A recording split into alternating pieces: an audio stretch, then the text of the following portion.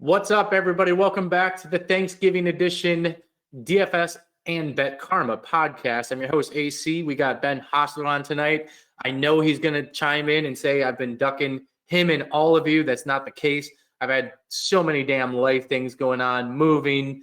I just let Karma Nation and some of the public know that I got a baby girl on the way. Super excited. So I got a lot of life things going on. You can see I'm in my new office right now as well. But, Ben, I'm not ducking you too long. I'm back for the Thanksgiving slate. It's only been a few weeks for me. Of course, I've still been going through the Karma sites and playing DFS as much as I can. I've had a mixed bag of return of NFL the last few weeks. I think I'm like only one in the last 3 weeks, 3 losses, 1 win. But really nothing to talk about. Talk to me about your last few weeks, because I haven't talked to you in general in specific last week real quick. And then we'll talk the Thanksgiving slate, not just a cash perspective. There's only 3 games, guys. I mean, you don't want to be playing too much of your bankroll. Come on now, in cash games. But we'll have some fun. We'll look for a couple pivots and toss in a good GPP core as well. Yeah, congrats again on the baby on the way.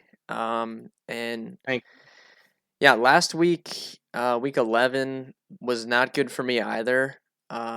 I was real heavy, obviously, on the KC Dallas game, and it just was a dud. And I told you, I kind of knew it was going to be a dud as soon as Kelsey Wildcat ran that touchdown at the beginning of the game. It was just not a good omen, but kind of sucks, dude. Early week, I was super on Cam. I thought I was 100% locking in Cam.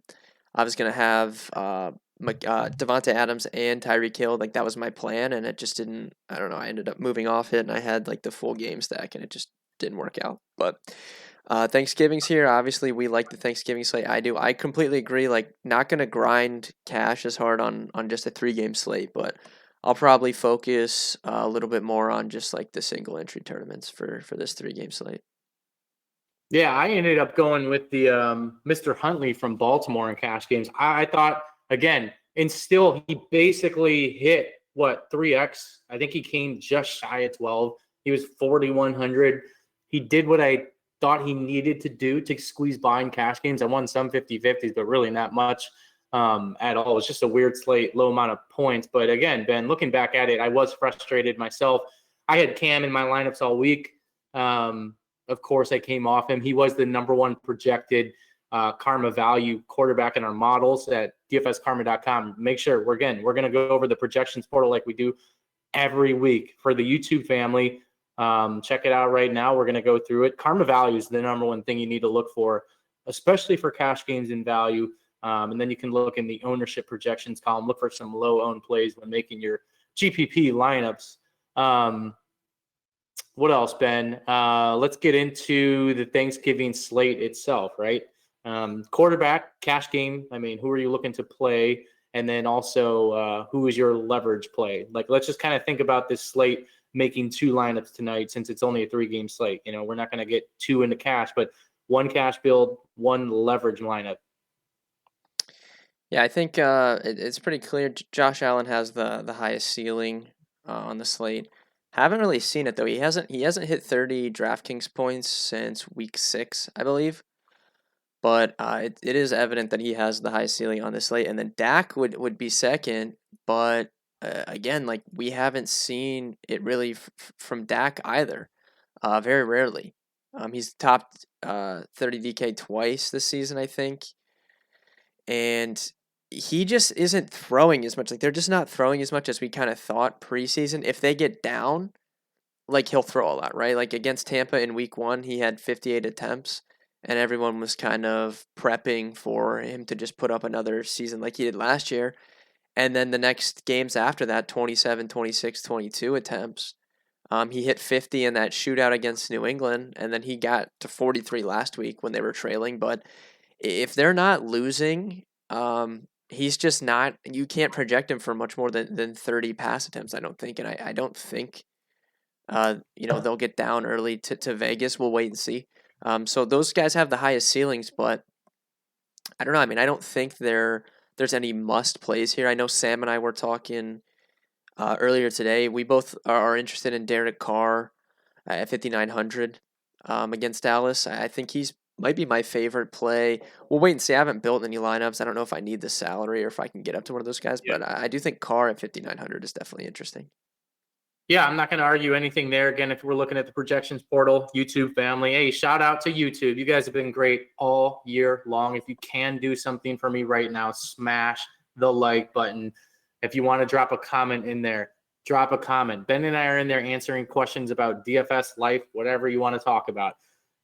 All right, let's move back to the slate. I'm not going to argue Allen, Prescott, or Carr. I think they're all great plays. Clearly, they're projecting in order of karma rank 1, 2, and 3.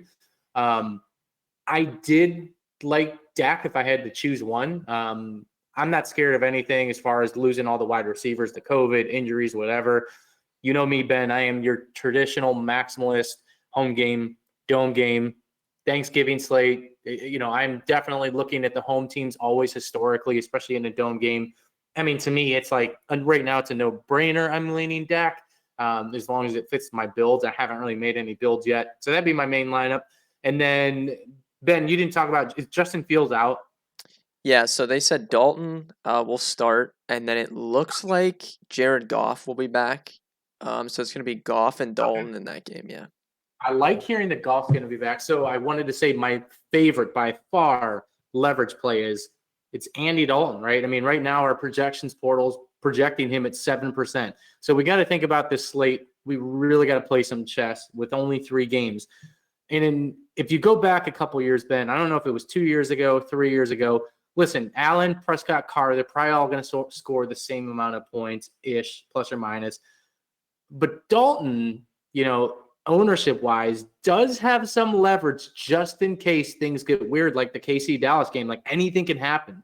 That was a 56.5 point total, and Huntley outscored, I think, both of them. I mean, think about it, right? Like sports happen, right? Life happens, things happen. Andy Dalton reminds me of that play. You remember in Detroit, his name was Blau or Blow. He was Yeah, that like was 3% owned. that was It like was the 2 same years thing. ago. Yeah. 2 or 3 years ago, David Blau, right? David Blow. That was the big joke on Twitter. I remember I was so upset because we talked about it, me and you on that podcast. I mean, you could honestly go back to YouTube, Google the history. You and I are probably on there talking about Blau in a similar fashion. And I talked about him like I'm talking about Dalton right now. It sounds disgusting. It makes no sense. Andy Dalton, who's going to play him? He sucks, right? But Detroit, as we know, is one of the worst teams in the entire league. It's a dome game. I like that. No weather variables. You mentioned Goff's going to be back. This is a secondary that we know is absolutely atrocious. And we know Montgomery will get the running back is going to be like the lock of locks. I'm not arguing that. But what if Dalton has that David Blau type game, right? What if he throws 3 touchdowns in the 12 o'clock slot where you're eating turkey with your family, Ben? You're going to be tilting your face off that you don't have an Andy Dalton stack in there because we talked about it. So just do it, Ben, for me. Toss an Andy Dalton stock. This is going to be the David Blau play. I promise you, it'll be different, right? I mean, it's leverage. We got to get weird with our 1 GPP core, correct? Yeah, I think he's in play for sure, and you could use Simeon as well. I mean, he's at home. Um, I mean, he scored 20. He threw the ball 40 times last week. Obviously, I'm not going to project him to throw 3 touchdown passes again, but I'm fine getting weird on this slate. Like I said, I haven't built any lineups. I don't have like a firm way of where I'm going. Like I could see myself playing Dalton. You can play Dalton and Montgomery both and just soak up all, theoretically get exposure to all of the Bears' touchdowns. That's a great point. Let's go to running back. Speaking of, why don't you start? I mean, clearly, as the projections portal loads for running backs, you will see the karma value just absolutely shredding, popping through the page at a massive value. It's highlighted in bold. You can't miss it. David Montgomery is going to be probably 75, 80% owned in all formats. I mean, 90%, 95 in cash games if I had to guess, but 10% of people won't play him for some reason. Yeah, Montgomery's the top play, most definitely. It's kind of obvious. I was kind of hoping, like, he would, like, obviously he's going to be owned on a 3-game slate, but I was hoping, like, he had a really bad game last week and then people wouldn't play him as much. But, I mean, he's going to pop in all the projection systems across the industry. Like, everyone's going to play him. So you're probably putting him in at 6K. Outside of him, I don't know what Sam currently has projected. I think Sam currently has Kamara out and Ingram in. So today at Saints practice, they had like a walkthrough, and both Kamara and Mark Ingram were absent from the walkthrough. So I don't know if that really is like indicative of who is going to play Thursday because it wasn't like a legit practice. It was just kind of them walking through. We'll have to wait and see. But how I would play this is I think Kamara is going to play, and I'm interested for sure in him. Like he won't be a secret if he plays. Some people might be worried about it, but he'll be owned on a 3-game slate if he plays. If he's out, obviously we would want Ingram. But then if they're both out, I mean, you're gonna have just mega chalk like at running back. People are gonna play Montgomery at 6K, and then Tony Jones Jr. would be the next guy up for the Saints, and he's 4,000 minimum price. So everyone would play those two running backs. So I think that would create an opportunity to get like Swift for maybe a little bit lower ownership because I think more people would want to play Zeke maybe a home favorite at 8K, but we'll just have to wait and see what's going on with that Saints running back situation because I think that's gonna be probably the biggest news on the slate. I guess that and whether or not CeeDee Lamb can play or not.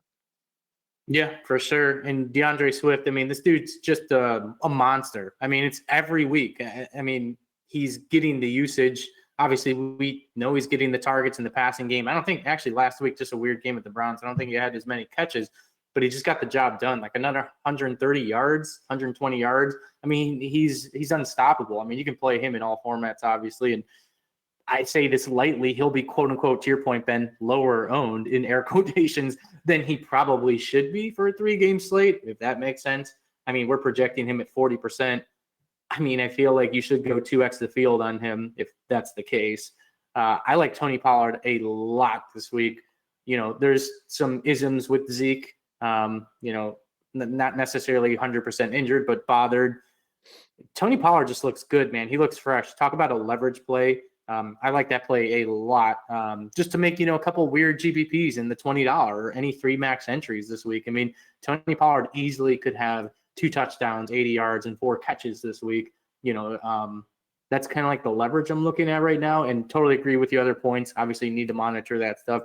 Josh Jacobs, I'm assuming he'll be 30% owned. I'm not going to argue that play. I like him. I think he's serviceable. But yeah, I mean, I think that's about it as far as the I like leverage goes. Pollard more than Jacobs, I think, and then Sam I know Yeah. wants me to bring up Matt Breida. He's 4,800. Um, he's gotten more work each of the last 2 weeks. I don't know, like the Bills just haven't been able to run the ball like for a large portion of the season. They had those couple weeks where they were kind of using Cole Beasley, just like throwing him these quick balls. Those 2 weeks he had 13 or 11 targets, but then the last 2 weeks they've kind of gotten Breida involved. He had 5 attempts for 51 yards last week, 1 catch. I don't really think I would want to play that on my main lineup, but I guess they're gonna rotate all 3 of them. But I don't know. Sam wants me to bring up Matt Breida. No, yeah, that's interesting. I'm not going to argue him. I mean, he brought up Jonathan Taylor pretty adamantly over the weekend multiple times, and I kind of made fun of him. And I think I X'd him out of my player pool in my 150 lineups just because I made a point with Sam. You didn't read you didn't read my core plays article, man. That's I might not have. I'm telling you, the moving, man, it's yeah. been a beast. See, it's affecting my play. Yeah, I like that though. I'll take a look further in a burrito because listen, at the end of the day, the person that wins $1 million this week more than likely is going to have a weird play in there somewhere. I mean, Sure. I'll definitely buy you on the Matt Breida thing. I mean, somebody always breaks these type of slates, and we're sitting there rolling our eyes, pissed, and our family's asking us why we're upset. It's because Matt Breida trolled us somehow, and they don't get it right. Okay, let's go to wide receiver. Yeah, so receiver, like I said, at running back, I think a lot of that is going to kind of be contingent on whether or not CeeDee Lamb can get cleared to play. I think he's going to be able to play, but if he's out, they're already going to be without Cooper, so they would be down both of them. So Gallup would be, the highest owned player on the slate at 5,900. You would get Cedric Wilson mixed in at 3,500. Noah Brown played a lot last week. Didn't really do much, but I know he was on the field a lot. So he would get mixed in as well. Steph Diggs, I think, obviously has the highest ceiling on the slate. I really want to play him. I'm not sure like what I know Sam just updated ownership, so I don't know like what he's gonna end up as, but I do definitely want to play Diggs if possible. Outside of like the obvious Cowboys and Diggs, like I don't know who you're looking at. I don't know. Yeah, So what you would? I'm yeah. assuming like, so if you were gonna play Dalton, you would want Mooney over Robinson, in my opinion. But Well, Mooney's more expensive now, so you know. But I mean, no, I dude, mean Robinson has just been so bad, man. I know he has been. What's he projecting ownership wise? Like, why can't I find him right now? It's just that low. Yeah, I mean, no one. I don't. What is Where's his Allen Robinson? what is his high point? He's 5,100. What his high points 10. He's coming off a season high DraftKings points. It was 10.8.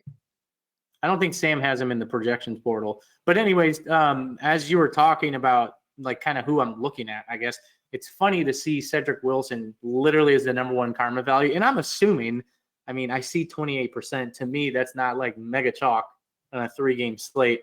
I don't know how the hell he wouldn't be like 65% owned, but I just assumed Cedric Wilson by far was going to be the best play in the entire slate, probably minus David Montgomery. Well, I mean, I mean, right. I think CeeDee Lamb's gonna play, but like if he doesn't, then that would be it. Robinson did not practice today, so that's probably That's why Sam. interesting. That's probably why Sam's. Um, obviously Gallup's going to get mega traction in cash games. He is up to 5,900. I just see, I like Cedric Wilson, period, though, especially on a slate like this. I mean, I know, Ben, in some of your content in the past when there's been weird situations with the Cowboys, Cedric Wilson's got the juice. I mean, he's actually pretty legit, I feel like. Like, he'd get some time on a lot of other teams, but he's kind of stuck behind, obviously, all those other guys. I just like Cedric Wilson. I think, period, no matter what on this slate. I like him a lot, especially against that Oakland secondary. So I guess that's where my head was leaning, regardless if CeeDee Lamb plays. I think Traquan is, man, I've been playing him the last couple of weeks, but again, going against this Bill secondary, probably not so much. I'm just trying to find a spot to get different. It's crazy to see Renfro. We're projecting him at 65%. I mean, I get it, but he's 5,600 and like he just like barely hits value every week. But I'm not going to argue it. Like, I get it, especially on a 3-game slate. I didn't even realize. I didn't even realize Mooney had 16 targets last week. It's hilarious. I mean, that's unbelievable. I mean, wow. Yeah, See, so I guess the if Robinson's out, I guess the pivot there is good. Marquise Goodwin. I know he scored last week, but 8 targets. I know they. I don't know. I mean, he's 3,800. You know who could break this entire slate? I can just see the future. At 3,100, it's Deshaun Jackson. I mean, on turf, in the dome. I keep going back to that. Like, I want to stick with that game. I mean, a guy like him, kind of little Odell, forced himself out. Like, I mean, dude, that team needs playmakers, right? They're going to need to keep up in this game. I get it. He's not playing probably as much as we thought, but it's only what? He's going into his 3rd week with them, 4th week. I don't know. I'm just kind of looking for some really interesting leverage that can win you big time money this week. I mean, I for sure will go over the field with Deshaun. Just looking at him, 3% owned. I mean, did he even have a catch last week? I'm guessing No, I don't he did. even think he had a target. But you know what? Brian Edwards didn't either. I mean, what was going Brian on? Edwards is not good. People were arguing with me about this in Discord. After Brian Edwards, he had like a good game. What was it, 2 weeks ago? Yeah, 4 for 80 and a touchdown. Dude, Brian Edwards stinks. He cannot get any separation.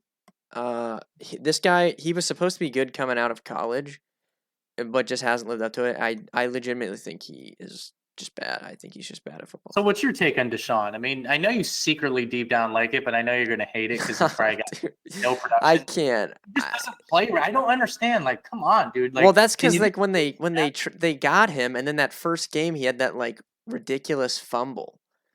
Yeah. And I don't even know. Has he even been on the field since then? Dude, I played Zay Jones in a tournament lineup last week. I played him in Showdown, I think, a couple times this year. I don't know. Zay Jones. See, Zay Jones, you could talk me into him more than Deshaun, because at least I know Zay Jones is on the field. He's got some athleticism, obviously. I don't know. I mean, again, I'm mostly going to be chalk guy and go to the Cowboys game in general. I know that's where I'm going to end up for a majority of my lineups. And I'm going to have to play some of these Raiders. And I don't want to play just boring Renfro. I know what he's going to get me. I'm not arguing that for cash games. Like I said, I mean, 12 points, 6 points, 11, 16, yes, 17. Couple. I mean, Yeah. Deshaun Jackson. There's no way Robinson makes it back for this game. So, right.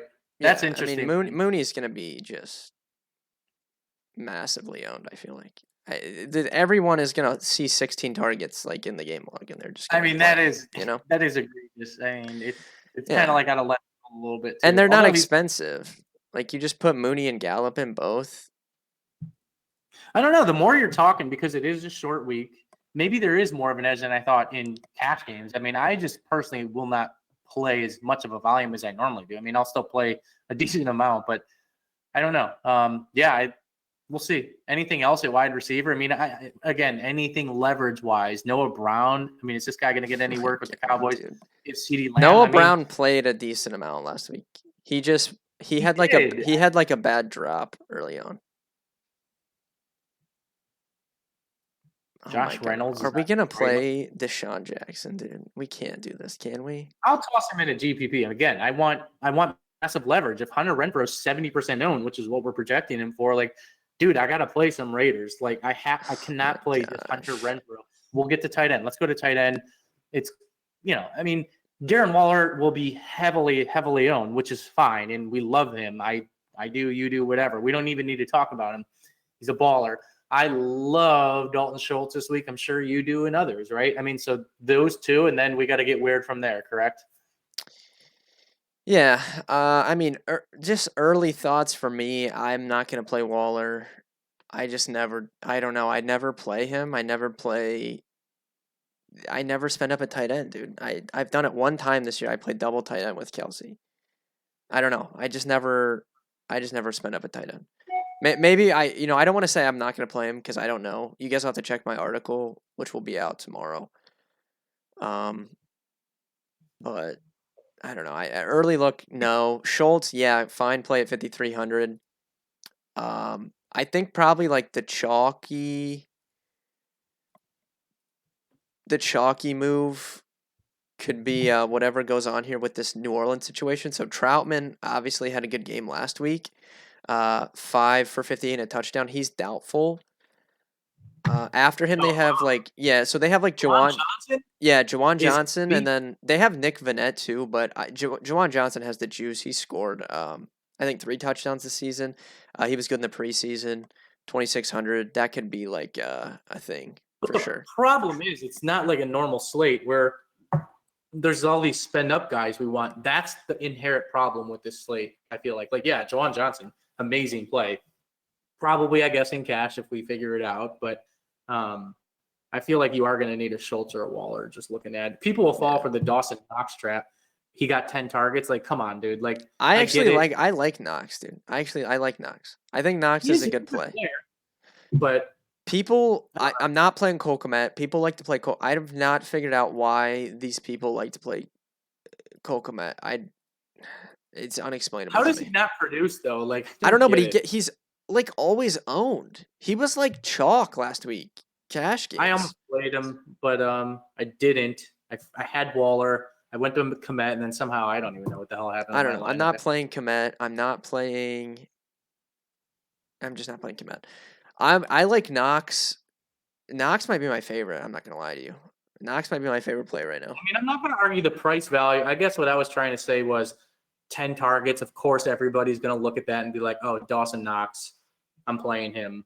I don't know. I mean, yeah, the price I think is fair for the production that you're gonna get. Like, to your point, yes, he should hit value. To your point. Yeah, and then I like Juwan Johnson. If people aren't gonna play him because there's no need to, that makes me like him more. Yeah, no, I think it's an amazing play. Man, I mean, what are you gonna do with your salary? You know, right? Yeah, we'll have to see when I start building lineups. All right.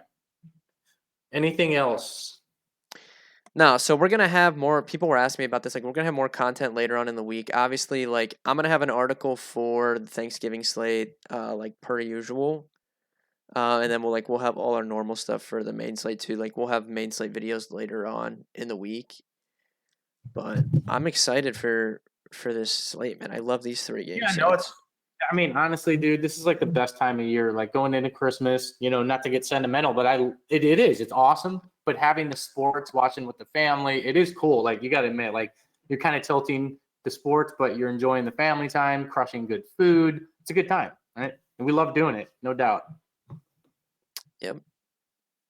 So, all right, well, and we will, like Ben said, content keep posted, dfskarma.com. Same thing with all the content and the tools, the live odds, the trends page at betkarma.com. For all you DFS Karma people that want to sign up for our core plays, the projections portal that you're looking at, because this is a premium product. Unfortunately, you can't access this for free anymore. But there is a bunch of free stuff at the website. Just click the hyperlink below our subscribe channel, and you can get access to everything from DFS Karma to Bet Karma stuff. So until next time, we'll talk on the podcast. We'll get Matt, our fearless leader, for the next podcast, right, Ben? Yeah. Okay. Good luck this week on Thanksgiving, guys. Enjoy the day with the fam, and we'll talk to you next week.